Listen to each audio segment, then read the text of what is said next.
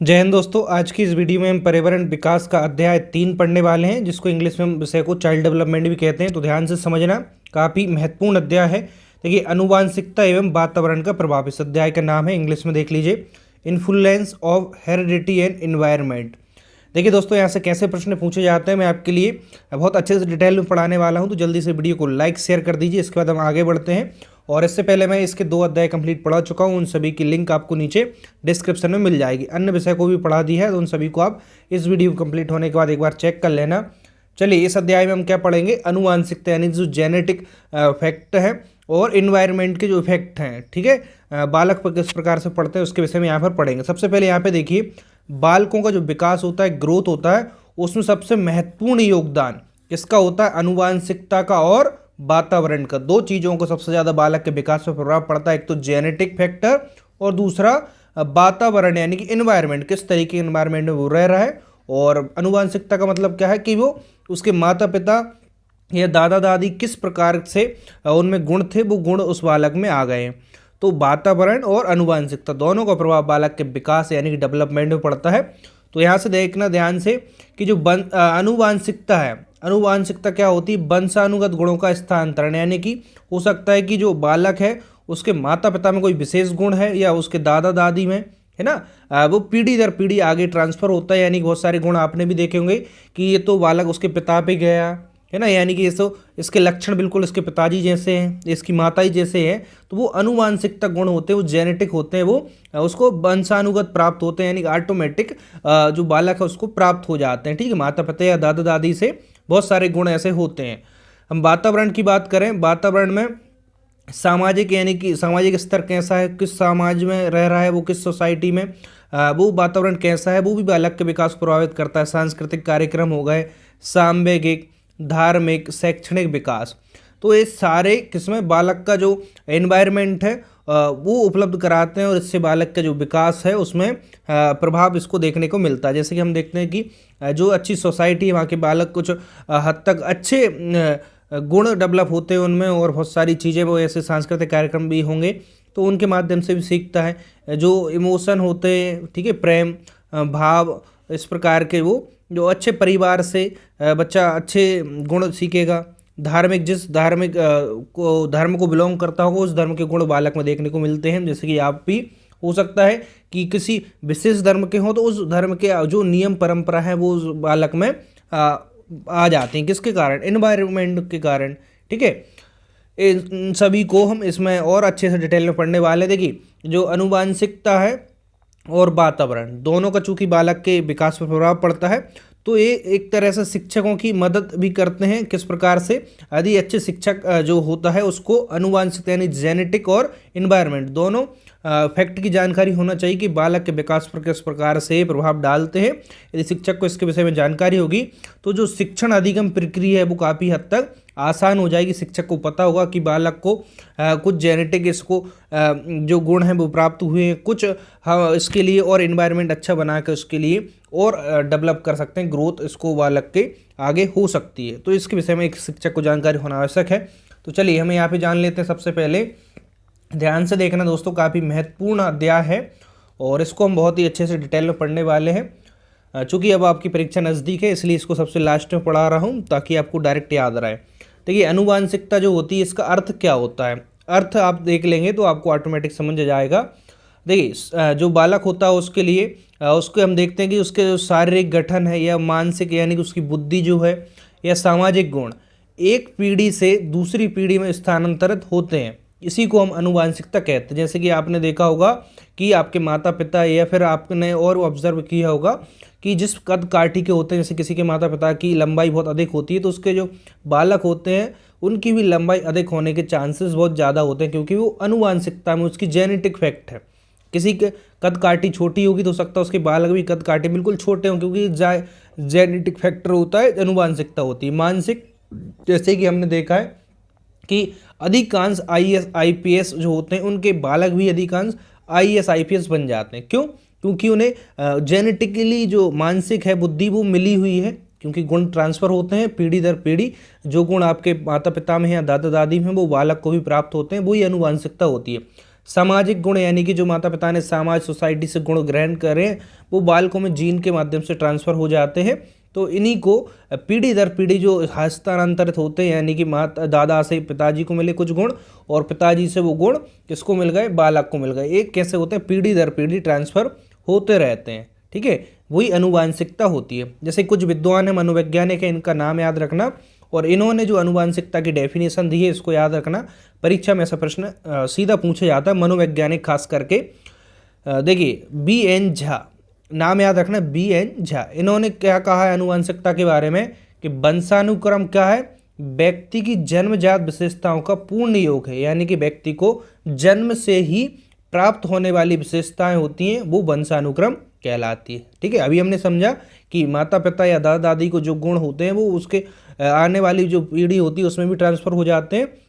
तो B.N. झा ने इसी प्रकार से समझाया है कि वंशानुक्रम व्यक्ति की जन्मजात विशेषताएं होती है उसका पूर्ण योग है। इतना याद रखना, परीक्षा में बिल्कुल ऐसा प्रश्न आता है।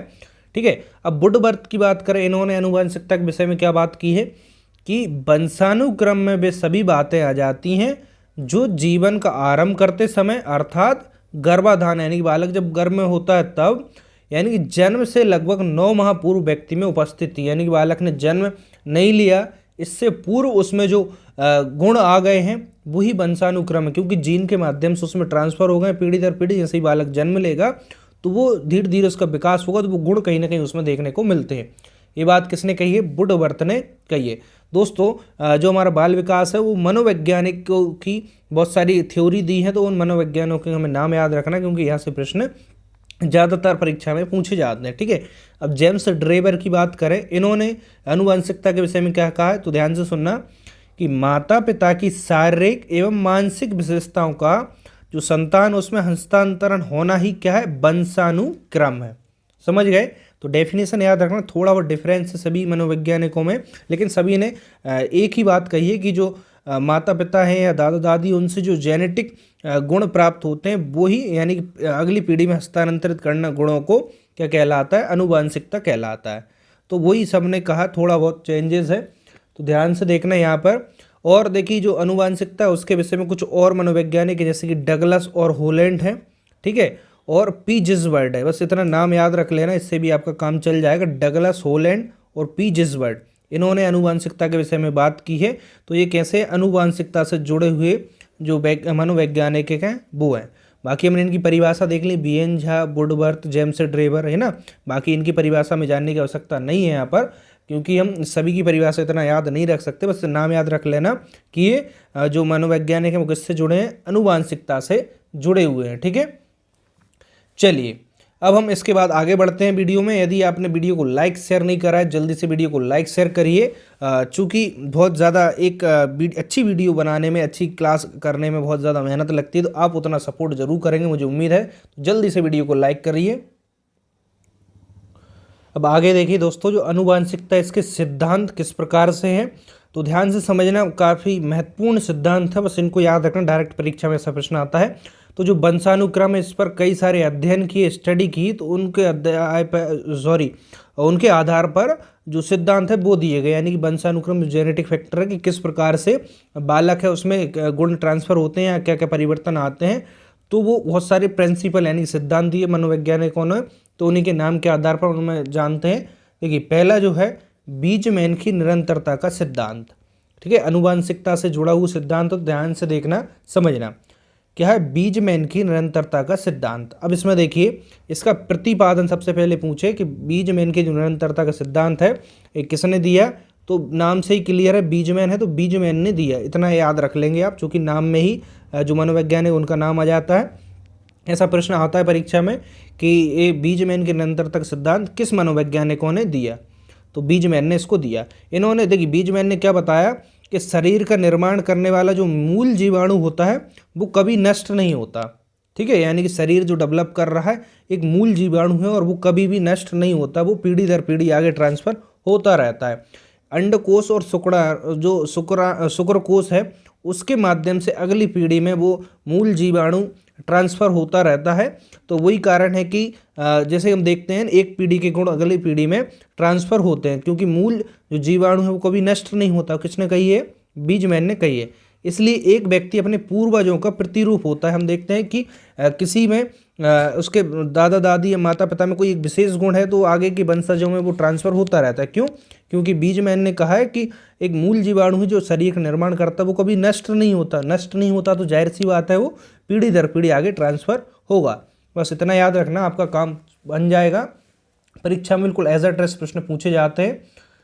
देखना ध्यान से, आगे बढ़े हम दूसरा सिद्धांत की बात करें कि समानता का सिद्धांत। ठीक है, ध्यान से देखना। और दोस्तों आपको वीडियो की क्वालिटी और अच्छी देखना हो तो आप इसके थोड़ा सा क्वालिटी बढ़ा लें। अंदर जाएंगे सेटिंग में तो 360 से 480 पी पे कर लें, या फिर 720 पी पर भी कर सकते हैं, जिससे कि आपको और अच्छी क्वालिटी मिल जाएगी। और इसके ऑब्जेक्टिव प्रश्न की पीडीएफ मैं टेलीग्राम चैनल पर डाल दूंगा, तो वीडियो के बाद में नीचे डिस्क्रिप्शन में लिंक है, टेलीग्राम ज्वाइन कर लेना। दूसरा ध्यान से समझना, समानता का सिद्धांत। अब दोस्तों इसमें क्या बात कही है कि समान समान को जन्म देता है। बहुत महत्वपूर्ण बात है, समान समान को जन्म देता है। इसका मतलब क्या है कि जो मानव है वो मानव जैसी संतानों को जन्म देता है, पशु है पशु जैसी संतानों को जन्म देता है, यानी कि समान समानता को जन्म देता है। जैसे कि हम एग्जाम्पल से बात करें, मानव की संतान कैसी होगी? मानव जैसी होगी। और पशु की संतान पशु जैसी होती है। ये क्या है कि समान, यानी जिस प्रकार का प्राणी है उसी प्रकार के प्राणी को वो जन्म देता है। तो इस समानता के सिद्धांत में कही गई है। अब आगे हम बात करें अगला सिद्धांत, प्रत्यगमन का सिद्धांत। ध्यान से देखना, बस नाम याद रखना और इसके अंदर क्या बात कही गई है थोड़ा सा याद रखेंगे, इससे आपका काम परीक्षा में बन जाएगा।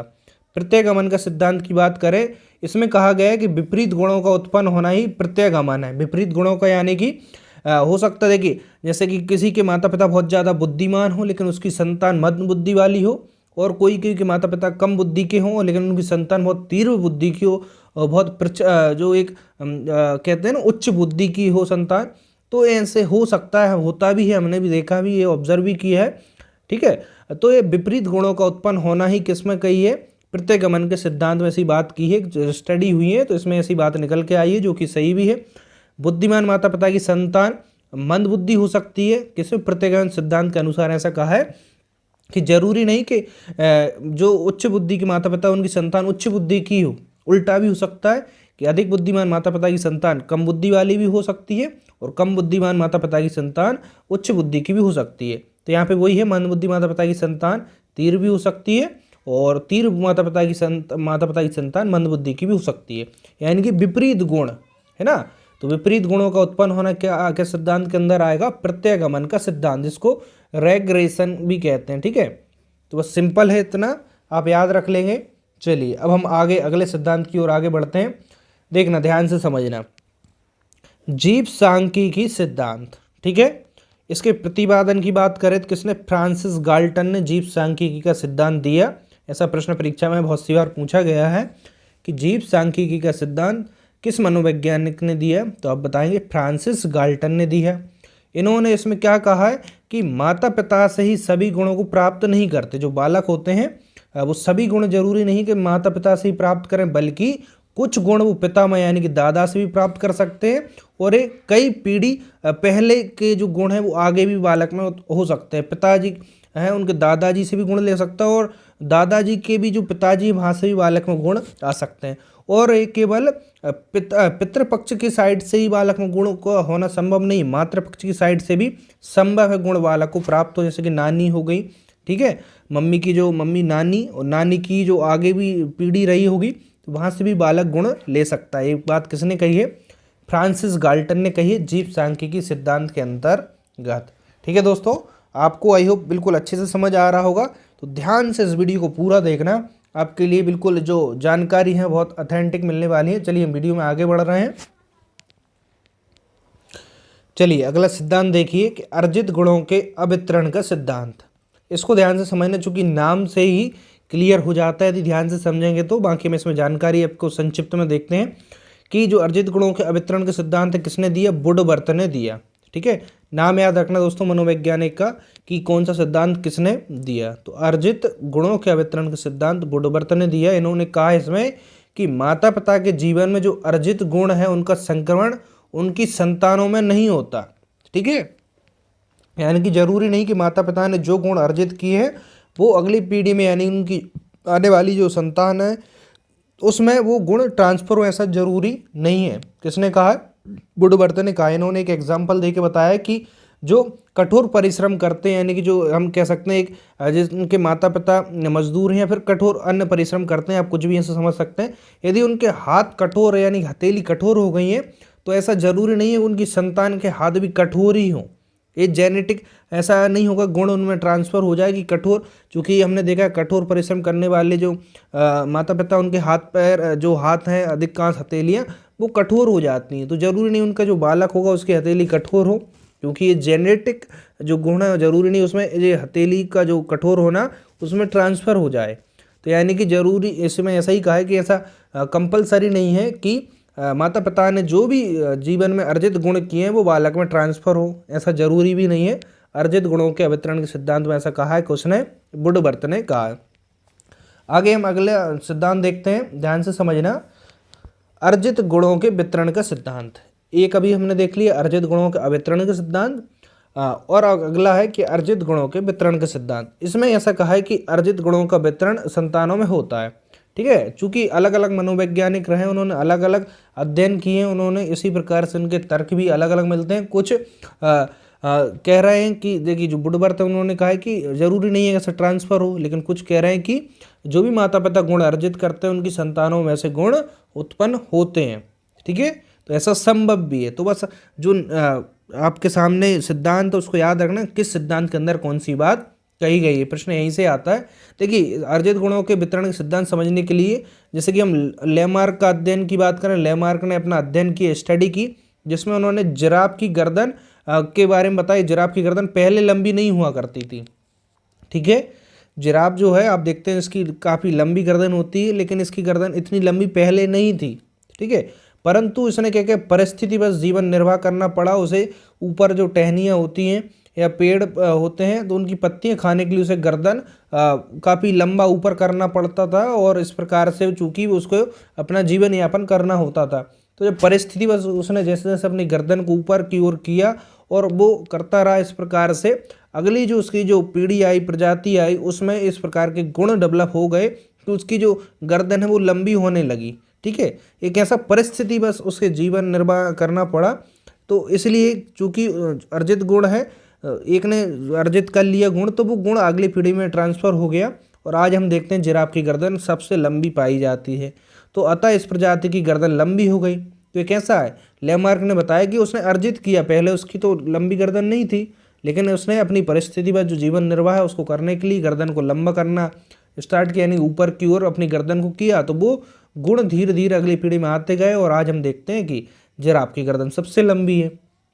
तो अर्जित गुणों के वितरण के सिद्धांत में एक और महान जो मनोवैज्ञानिक हैं डार्विन, इन्होंने भी स्टडी की। इन्होंने भी बताया कि जीवन की जो रक्षा है इसके लिए प्राणी को विशिष्ट गुण अर्जित करता है और उनका संक्रमण होता है। यानी कि आज हम देखते हैं कोई भी प्राणी हो, मनुष्य हो या अन्य प्राणी, अपना जीवन को यापन करने के लिए कई सारे संघर्ष करता है, और जो संघर्ष करते दौरान उसमें कई सारे विशिष्ट गुण डेवलप हो जाते हैं जो अगली पीढ़ी में ट्रांसफ़र होते हैं। यानी कि प्रत्येक प्राणी या व्यक्ति को जीवित रहने के लिए संघर्ष करना पड़ता है। ये बात किसने कही है? ऐसा पूछे परीक्षा में तो आप बताएंगे डार्विन ने कही है। देखते हैं कि देखिए बहुत सारे ऐसे जीव जंतु प्राणी होते हैं चूँकि अपना संघर्ष करने के लिए बहुत सारे कार्य करते हैं। जैसे कि आप भी अपने जीवन यापन के लिए अभी परीक्षा की तैयारी कर रहे हैं, तो आप में क्या एक गुण डेवलप हो रहा है जो कि आप में हो सकता है कि एक अच्छी बुद्धि का विकास हो, और ये बुद्धि आने वाली आपकी जो पीढ़ी है उसमें ट्रांसफ़र हो जाए। तो ये डार्विन ने कहा है, ठीक है। ध्यान से समझना, इन्होंने कहा है कि जो संघर्ष प्राणी को या व्यक्ति को जीवित रहने के लिए करना पड़ता है उस दौरान वो कई सारे गुण सीखता है और उन गुणों को अगली पीढ़ी में ट्रांसफ़र हो जाते हैं। तो ये अर्जित गुणों के वितरण के सिद्धांत में ऐसी बात कही है। अगला हम देखें दोस्तों, ध्यान से सुनिएगा। अगला है हमारा भिन्नता का सिद्धांत। अब भिन्नता का सिद्धांत सबसे पहले पूछे किसने दिया है? सोरेनसन ने दिया है। इसमें इन्होंने बताया जो जेनेटिक, देखिए हम अभी क्या देख रहे हैं, जो अनुवांशिकता है इसके ऊपर कई सारे सिद्धांत उन्हीं के बारे में पढ़ रहे हैं। तो सोरेनसन ने बताया कि अनुवांशिकता के कारण हम देखते हैं कि माता पिता संतान में कई सारे गुणों को डेवलप होता है या ट्रांसफ़र होते हैं, लेकिन ज़रूर नहीं है कि एक जो माता पिता हैं उनकी सभी संतान यानी कि उनकी एक से ज़्यादा संतान हो और उनमें बिल्कुल एक जैसे समान गुण हो, ज़रूरी नहीं है। सभी में भिन्नता होती, कुछ ना कुछ हम देखते हैं आजकल जो जुड़वा बच्चे भी उनमें भी कई प्रकार की भिन्नता होती है, गुण भी अलग अलग होते हैं। तो भिन्नता के सिद्धांत में सोरेनसन ने ऐसा समझाया कि जेनेटिक जो फैक्टर है वो ऐसा भी हो सकता है कि होता है कि जितनी संतान सभी में अपने अपने अलग अलग गुण होते हैं। तो ये बात किसमें कही है कि भिन्नता के जो सिद्धांत उसमें सोरेनसन जी ने कही है।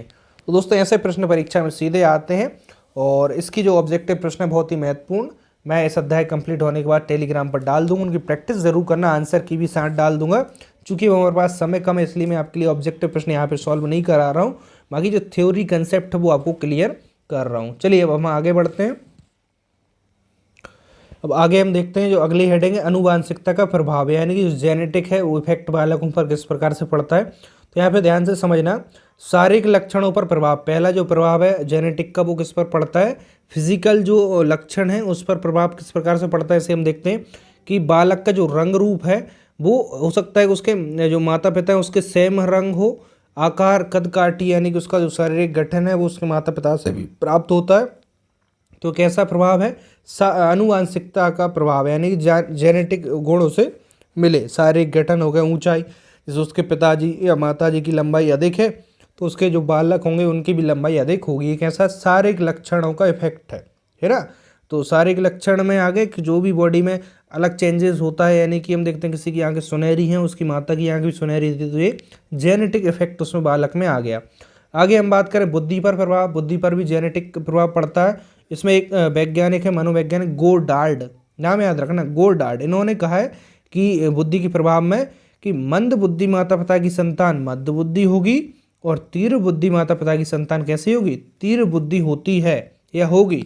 ये किसने कही है, गोडार्ड ने कही है। चूंकि जेनेटिक इफेक्ट बालक में प्राप्त होते हैं तो मंद बुद्धि के माता पिता होंगे तो उनकी संतान ही मंद बुद्धि की होगी, यदि माता पिता ही उच्च बुद्धि के होंगे तो उनकी संतान भी उच्च बुद्धि की होगी। ये बात किसने कही है, गोडार्ड ने कही है। ठीक है, अब आगे हम बात करें चरित्र पर प्रभाव, जो अनुवांशिकता उसका चरित्र पर भी प्रभाव पड़ता है बालक के। इस बात डगडेल जी ने, जो डगडेल मनोवैज्ञानिक, उन्होंने जियुक नामक एक व्यक्ति है उसके वंशजों का अध्ययन किया और उन्होंने इस प्रकार से इस बात को सिद्ध किया कि माता पिता के जो चरित्र है उसका प्रभाव बच्चे पर भी पड़ता है। जिस प्रकार का चरित्र माता पिता का होगा, कैरेक्टर जिसको हम कहते हैं, वो बालक पे भी कई उसका इफेक्ट देखने को मिलता है। जेनेटिक फैक्टर है, चूंकि जीन के माध्यम से उसमें गुण ट्रांसफर हो जाते हैं। तो ये बात किसने कही है, डगडेल ने। ऐसा प्रश्न अक्सर आता है पेपर में कि चरित्र पर प्रभाव किस मनोवैज्ञानिक ने बताया कि माता पिता के जो चरित्र है उसका प्रभाव बालक पर पड़ता है, या चरित्र का प्रभाव किसने दिया, तो डगडेल मनोवैज्ञानिक ने दिया। ऐसा याद रखना, मनोवैज्ञानिक और उन्होंने जो बात बताई है उसके बारे में। अब हम आगे बात करते हैं वातावरण का अर्थ। चूँकि अभी हमने क्या देखा कि अनुवांशिकता के बारे में बहुत अच्छे से पढ़ लिया, जान लिया कि अनुवांशिकता का क्या अर्थ होता है, अनुवांशिकता का किस प्रकार से बालक के जो विकास उसमें योगदान होता है। अब उसी प्रकार दोस्तों जो वातावरण है उसका भी प्रभाव बालक पर पड़ता है। तो पहले हम इसका अर्थ जान लेते हैं, वातावरण होता क्या है, जिसको एनवायरनमेंट कहते हैं। तो एना स्टेसी एक मनोवैज्ञानिक हैं, चूँकि जो आप सब्जेक्ट पढ़ने वाले इसमें कई सारे मनोवैज्ञानिक हैं। अब बहुत से विद्यार्थियों को ऐसा डाउट होगा सर हम इनको याद कैसे रखें। दोस्तों आप इनको विशेष याद नहीं रखना, बस नाम याद रखिए, इनकी थोड़ी सी स्टोरी जान लीजिए, इनने क्या बात कही है, और बाकी इसके एमसीक्यूज आप लगाएंगे तो आपको ऑटोमेटिक इसका उत्तर याद रहेगा परीक्षा में और आप सही कर आएंगे। तो इसलिए कहता हूँ वीडियो को ध्यान से सुन लीजिए, आपका काम यहीं पे हो जाएगा। एनएसटीसी ने वातावरण के बारे में कहा है कि पर्यावरण वह चीज़ है जो व्यक्ति के जीवन के अलावा उसे प्रभावित करती है ना, व्यक्ति के जीवन के अलावा, है ना। तो पर्यावरण क्या है, वह एक चीज़ है जो व्यक्ति के जीवन के अलावा उसे प्रभावित करती है। ये बात किसने कही है, एना स्टेसी ने कही है। होलैंड एवं डगलस ने क्या कहा है कि जीव जगत के प्राणियों के विकास, परिपक्वता, प्रकृति, व्यवहार तथा जीवन शैली को प्रभावित करने वाली जो भाष समझ शक्ति हैं वो क्या है, पर्यावरण है या वातावरण है। ठीक है, होलैंड और डगलस ने ऐसे कहा है, बस इतना याद रखना। और इसलिए आपको कहता हूँ बार बार प्रैक्टिस करिए ज़्यादा से ज़्यादा। और आप चैनल पर बहुत सारी वीडियोज़ हैं सभी विषय की, गणित विषय को दोस्तों मैंने बहुत अच्छे से पढ़ाया और भी विषय पढ़ाए, सभी को चेक कर लेना, नीचे डिस्क्रिप्शन में लिंक मिल जाएगी। चलिए हम आगे बढ़ते हैं और जो एनवायरनमेंट है इसका प्रभाव बालक की ग्रोथ पर किस प्रकार से पड़ता है उसके विषय में जानकारी लेते हैं। देखिए जो वातावरण है उसका प्रभाव किस प्रकार से पड़ता है तो इसके विषय में हम देखते हैं। देखिए शारीरिक अंतर पर प्रभाव, तो ध्यान से समझना, जो भी नियम है प्रभाव है तो किसने दिया, पहले यहाँ पे बात करते हैं शारीरिक अंतर पर प्रभाव। तो जो वातावरण उसका शरीर का जो अंतर है सबका अलग अलग होता है शारीरिक, तो इस अंतर पर प्रभाव यानी कि इफेक्ट डालता है। ये बात किसने कही है, इसके सिद्धांत को किसने प्रतिपादित की है, तो जो फ्रेंच बोन्स हैं इन्होंने ये बात कही है, शारीरिक अंतर पर प्रभाव। तो इसमें देखते हैं सिद्धांत में क्या है कि शारीरिक अंतर का कारण वंशानुक्रम ना होकर वातावरण होता है। अब ध्यान से समझना दोस्तों, अभी तक हमने देखा था कि जो भी बालक पर प्रभाव पड़ रहा है, शारीरिक गठन यानी रंग रूप उसका आकार हो रहा है, वो वंशानुक्रम से प्राप्त हो रहा है।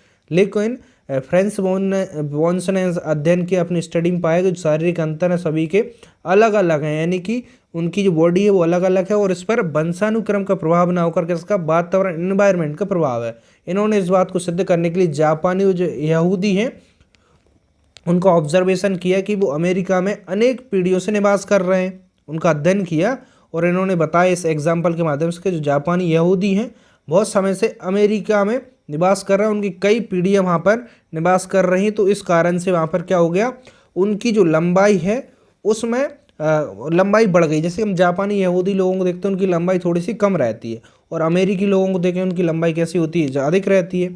तो इन्होंने बताया कि ये लोग जापानी यहूदी थे, यानी कि वंशानुक्रम तो इनका जापानी यहूदी था, लेकिन ये अमेरिका में काफ़ी लंबे समय तक रहे और इनकी पीढ़ियों में कई पीढ़ी इनकी निवास करी, तो इस दौरान इनकी लंबाई क्या हो गई, बढ़ गई।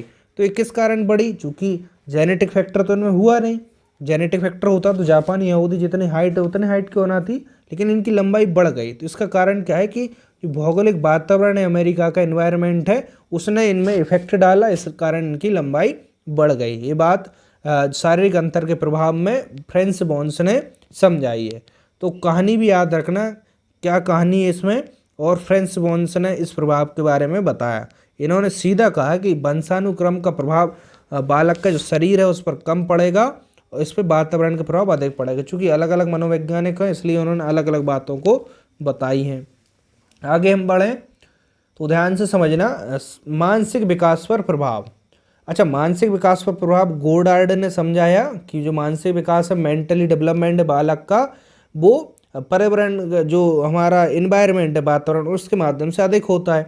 जैसे कि इन्होंने बताया सामाजिक और सांस्कृतिक वातावरण न मिलने पर मानसिक विकास की गति धीमी हो जाती है।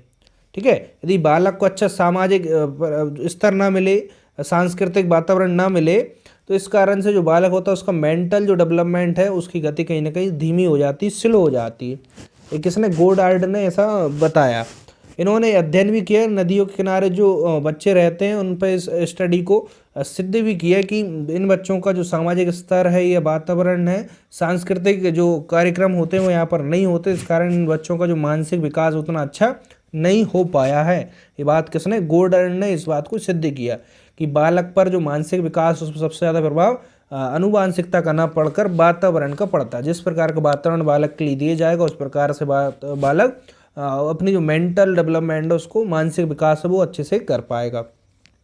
तो चूंकि कुछ मनोवैज्ञानिक जेनेटिक बात को स्वीकार करते हैं तो कुछ वातावरण को स्वीकार करते हैं। तो इसको ही हमें ध्यान से देखना समझना है कौन से मनोवैज्ञानिक ने किस प्रकार की बात कही है। ठीक है, अब आगे हम देखते हैं, यहाँ पे ध्यान से देखना समझना। देखिए, प्रजाति की श्रेष्ठता पर प्रभाव। जो प्रजाति उसकी श्रेष्ठता यानी कि कोई सी प्रजाति बहुत श्रेष्ठ होती है तो उस पर किस प्रकार का प्रभाव पड़ता है, तो इसी में इन्होंने बताया कि जो वातावरण है उसका प्रजाति की जो श्रेष्ठता होती है, यानी कोई प्रजाति बहुत अच्छी है, बहुत विशिष्ट है, उसमें अच्छे गुण हैं, तो इस पर प्रभाव किसका, वातावरण का पड़ा है। तो ये बात किसने प्रतिपादित की, क्लर्क ने इस बात को या इस सिद्धांत को प्रतिपादित किया कि जो प्रजाति श्रेष्ठता है उस पर जो प्रभाव है वो किसका, वातावरण का पड़ता है, ना कि अनुवांशिकता का। कुछ प्रजातियों की बौद्धिक श्रेष्ठता यानी उनकी हम बुद्धि देखते हैं वो काफ़ी उच्च होती है, तो इसका कारण अनुवांशिकता ना होकर क्या है, वातावरण है। ये बात किसने, क्लर्क ने कही है। इन्होंने गोरे एवं नीग्रो लोगों की जो बुद्धि है उसको जो बुद्धि परीक्षण है उसके माध्यम से इस बात को सिद्ध भी किया कि जो देखिए जिन वातावरण में जो प्रजाति रह रही हैं, यानी कि जो अच्छे वातावरण में, जैसे कि हम बात करें अमेरिका में जो श्वेत लोग हैं उनको काफ़ी अच्छी सांस्कृतिक कार्यक्रम, सामाजिक कार्यक्रम या फिर अच्छी शैक्षणिक संस्थान मिल पाते हैं, जिस कारण से उनकी बुद्धि उच्च लेवल की होती है। और जो काले लोग हैं यानी कि वहाँ पे जो कार्य लोगों के साथ हम देखते हैं कि भेदभाव किया जाता है, उन लोगों को अच्छे स्कूल में पढ़ने से रोका जाता है बहुत सारे सांस्कृतिक कार्यक्रम से। चूँकि आजकल बात अलग हो गई, लेकिन पुराने समय में बहुत ज़्यादा भेदभाव था। आज भी हम देखते हैं तमाम तरह की ऐसी घटना अमेरिका में मिलती हैं। तो जो अश्वेत लोग हैं, ठीक है, यानी कि जो गोरे लोग नहीं हैं, उनसे भेदभाव किया जाता है। इस कारण से उनकी जो बुद्धि है वो कहीं ना कहीं गोरे लोगों से कम होती है। ठीक है, क्यों? क्योंकि जो गोरे लोग उनको अच्छा वातावरण मिल रहा है, अच्छा सामाजिक स्तर मिल रहा है। तो ये बात क्लर्क ने अपने जो प्रजाति की श्रेष्ठता का प्रभाव है इसमें अध्ययन में ये बात सिद्ध भी की। ठीक है, काफ़ी सारे बुद्धि परीक्षण किए, उन्होंने इसमें पाया कि जो गोरे लोग हैं, जो अश्वेत लोग हैं, इनको काला भी कह सकते हैं, कि उनकी अपेक्षा कहीं ना कहीं उच्च बुद्धि की है। वो प्रजाति कहीं ना कहीं अच्छी श्रेष्ठ प्रजाति है। ठीक है, ये बात क्लर्क ने सिद्ध भी की।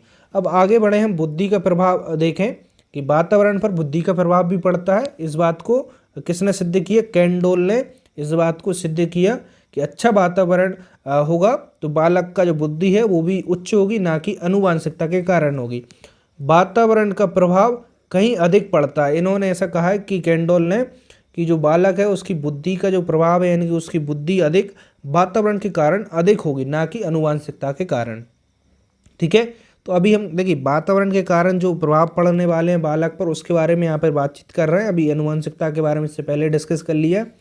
तो अधिकांश जो धनी लोग देखते हैं जिन पे अच्छी सुख सुविधा है, चूँकि उनका स्तर काफ़ी अच्छा होता है, तो यानी कि उन्हें अच्छा वातावरण मिलता है। अच्छे आप देखते हैं कि बहुत अच्छे स्कूलों में बच्चों को भेजते हैं, या फिर विदेश टूर भी जाते हैं, और तमाम तरह की उन्हें सुख सुविधाएँ मिलती हैं। तो इस कारण उन बच्चों को अच्छा वातावरण इन्वायरमेंट मिल गया, तो इस कारण वो बच्चे कैसे उच्च बुद्धि वाले हो जाते हैं। अधिकांश हमने भी इस बात को ऑब्जर्व भी किया है, चूँकि दोनों बात सही होती है। तो कुछ मनोवैज्ञानिक ने वातावरण को श्रेष्ठ बताया, किसी ने अनुवांशिकता को, तो उसी को हम यहाँ पे स्टडी कर रहे हैं। कौन से मनोवैज्ञानिक ने वातावरण को लेकर बालक के विकास के बारे में क्या कहा है, और किसी ने अनुवांशिकता के विषय में कुछ कहा है, तो उसको हमें यहाँ पर हाईलाइट कर रहा है। दोस्तों, जो भी मैं आपके लिए स्टडी कर रहा हूँ, इस क्लास के नोट्स की PDF मैं टेलीग्राम पर डाल दूंगा चैप्टर वाइज, तो आप उसको रिवीजन के लिए यूज़ कर सकते हैं, जिससे कि आपका फास्ट रिवीजन हो जाएगा। चलिए हम आगे बढ़ते हैं।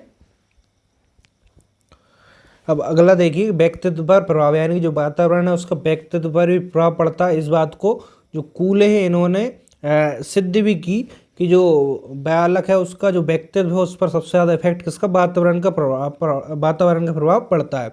तो उन्होंने बताया कि वातावरण का प्रभाव अधिक पड़ता है किससे? अनुवांशिकता के कंपेयरिंग। किसने? कूले ने बात कही है। देखिए, उपयुक्त वातावरण में यदि कोई बालक रहे तो कोई भी, देखिए, अच्छा वातावरण किसी भी बालक को उपलब्ध करा दिया जाए, तो इन्होंने ऐसा कहा है कोई भी बालक अपना व्यक्तित्व निर्माण करके महान बन सकता है। ठीक है, अच्छा वातावरण आप किसी भी बालक को दे दीजिए, अच्छा एनवायरनमेंट, यानी कि बहुत सारी सुख सुविधाएं जो उसके लिए ज़रूरी हैं। और चूँकि उसी की बात करें, जैसे कि बालक जन्म लिया, उसको आप अच्छे स्कूल में भेज दें और तमाम तरह की उसे सुख सुविधाएं मिल जाए जो उसकी समय पर ज़रूरत है। तो वातावरण यानी कि उसको अच्छा पौष्टिक खाना मिले और तमाम तरह की सुविधा मिले, तो वो बालक अपना जो व्यक्तित्व उसका निर्माण बहुत अच्छा करेगा, और उस व्यक्तित्व निर्माण के द्वारा कोई भी बालक महान बन सकता है। ये बात किसने? कूले ने बताई है। ठीक है, क्योंकि वातावरण का प्रभाव अधिक पड़ता है, इन्होंने इस बात को स्वीकारा है और इसको सिद्ध भी किया है। तो ध्यान रखना, व्यक्तित्व का प्रभाव किसने दिया है? कूले ने दिया है। ठीक है, बहुत अच्छे से आपको समझ आ रहा होगा दोस्तों।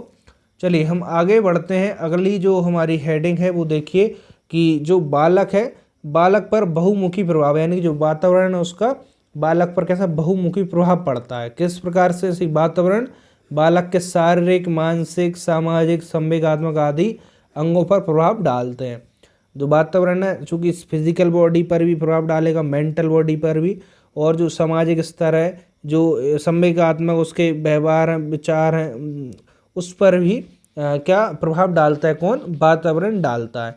ऐसा सिद्ध भी किया है बहुत सारे मनोवैज्ञानिक है उन्होंने कि बालक पर जो वातावरण है उसके कई सारे प्रभाव उस पर देखने को मिलते हैं। इस बात को एबेरोन के जो जंगली बालक है इसके द्वारा उसकी पुष्टि भी की गई है कि देखिए, जो एबेरोन की कहानी प्रसिद्ध है कि यहाँ पे जंगली जो बालक है इसके बारे में क्या है कि एक बालक था जो जन्म के समय, जैसे कि जन्म लिया उस समय उसको भेड़िया उठाकर ले गया और उसका पालन पोषण जानवरों के बीच हुआ, तो उसमें जो गुण है वो किसके? जानवरों के गुण उसमें आ गए। जो कि था तो वो मानव प्रजाति का, जो बालक है मनुष्य की संतान थी, लेकिन उसमें जो गुण आ गए वो किसके, जानवरों जैसे गुण आ गए। क्यों? क्योंकि वो बालक जानवरों के बीच पला बड़ा और उन्हीं जैसे उसमें गुण आ गया। उसी तरीके से उसमें जैसे कि कोई जानवर किसी जानवर के द्वारा या मनुष्य को देखकर भागते तो वो बालक भी उनको देखकर भागने लगा, है ना। या फिर तमाम तरह की आवाज़ वो जैसे निकालते वो वैसे ही आवाज़ निकालता।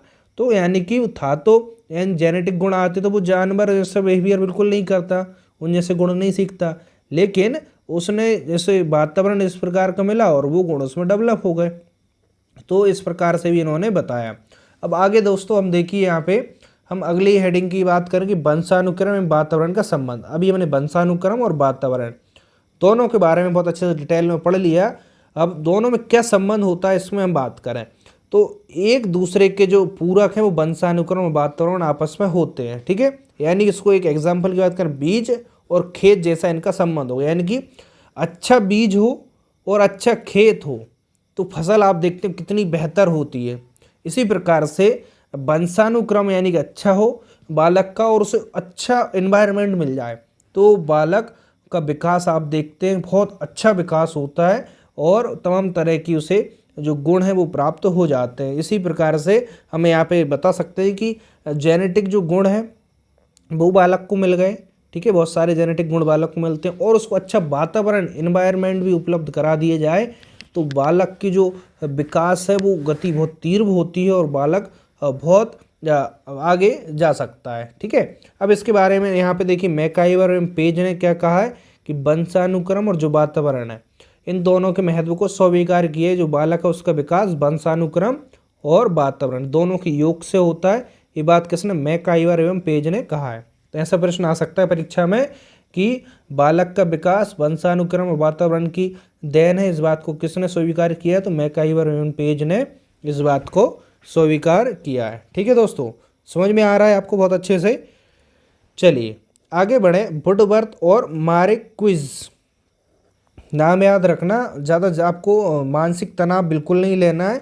परीक्षा आपकी कितनी भी पास हो आपको बिल्कुल फ्रेश माइंड से पढ़ना है, ठीक है। और नींद ज़रूर आप पूरी लीजिएगा और दोस्तों बिल्कुल भी तनाव मत पालिएगा आप, चूँकि अपनी मेहनत ईमानदारी से करें बाकी सब कुछ भूल जाएं, ठीक है। बस मेहनत ईमानदारी से करें। वुडवर्थ और मार्क्विज की बात करें, इन्होंने व्यक्ति जो होता है वंशानुक्रम और वातावरण दोनों का क्या है, योग नहीं बल्कि गुणनफल है। इनने कहा कि इन दोनों का योग नहीं है, गुणनफल है। गुणनफल का मतलब कि दोनों से उसने गुणों को अर्जित किया, ठीक है। ये बात वुडवर्थ और मार्क्विज ने कही है।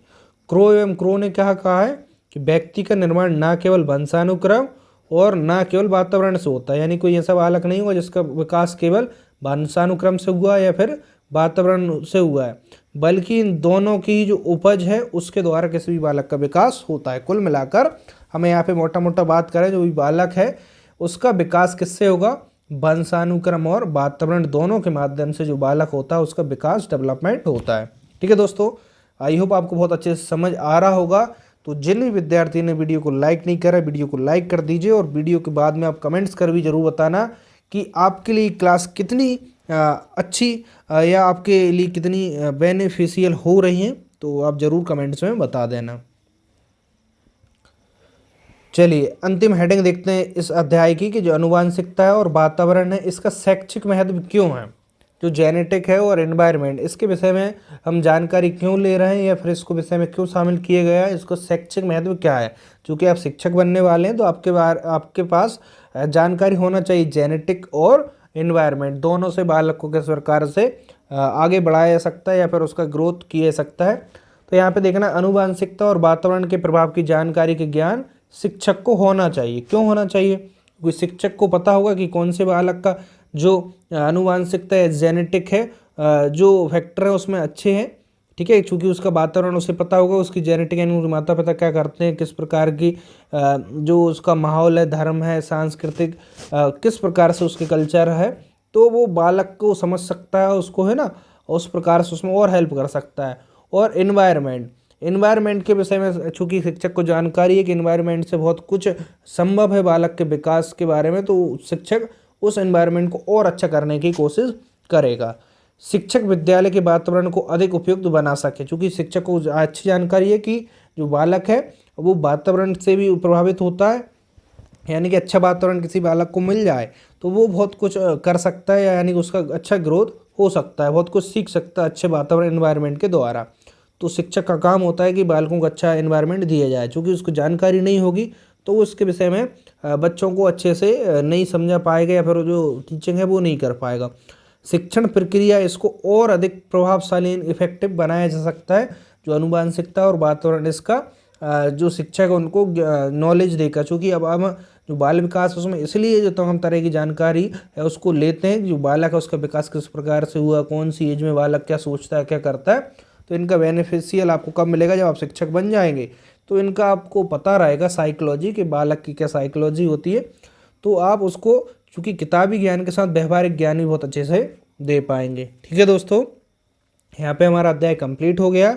उम्मीद करता हूँ आपने इस वीडियो को ध्यान से देखा, सुना, समझा होगा, तो आपको क्लियर हो गए होंगे सारे कॉन्सेप्ट। अब इसके जो ऑब्जेक्टिव प्रश्न है इसकी PDF मैं टेलीग्राम चैनल पर डाल दूंगा, तो टेलीग्राम चैनल को जरूर ज्वाइन कर लेना, लिंक नीचे डिस्क्रिप्शन में है।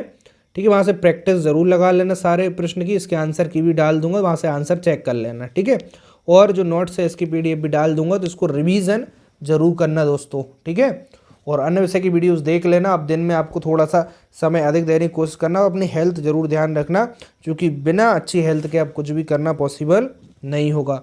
और आपको यदि नोट्स चाहिए रिवीजन के लिए पर्यावरण विषय के, और देखिए 2-3 विषय के नोट्स मैं आपके लिए बता देता हूँ। हिंदी ग्रामर के नोट्स हैं, पर्यावरण के नोट्स हैं, गणित पेडागोजी के नोट्स हैं, और जो भी नोट्स हैं चलिए मैं आपकी टेलीग्राम ज्वाइन करेंगे तो वहाँ पर एक मैसेज डाल दूंगा, वहाँ पर सब कुछ लिखा हुआ है किस तरीके से आप नोट्स ले सकते हैं, तो उस मैसेज को ध्यान से फॉलो कर लेना। ठीक है दोस्तों, मिलते हैं नेक्स्ट वीडियो में। आज के लिए इतना ही। जय हिंद, वंदे मातरम।